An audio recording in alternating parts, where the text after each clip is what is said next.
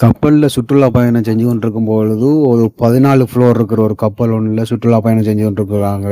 சென்று கொண்டிருக்கும்போது 4வது ஃப்ளோர்ல ஒரு சிறுமியும், ஒரு தந்தையும் என்ன செஞ்சிருக்காங்க, ஒரு செல்ஃபி எடுத்து ஃபோட்டோ புடிச்சிட்டு இருக்காங்க. அப்ப சிறுமி வந்து ஃப்ளோர் ஓரத்துல நின்டு தந்தைய ஃபோட்டோ புடிக்க சொல்ல சொல்ல, தந்தை ஃபோட்டோ புடிச்சிருக்காரு. அப்ப கால் தவறி விழுந்து கடலுக்குள்ள விழுந்துட்டாங்க. விழுந்து உடனே அந்த தந்தை பார்த்துட்டு இருக்காம யாருக்குமே சொல்லாம அவர் உடனே குதிச்சு 2 பேரும் கடலுக்குள்ள குதிச்சு அந்த சிறுமியை காப்பாத்திருக்காரு. அது மட்டும் இல்லாம 10 நிமிஷத்துக்கு மேல அந்த கடலுக்குள்ள 2 பேர் இருந்திருக்காங்க.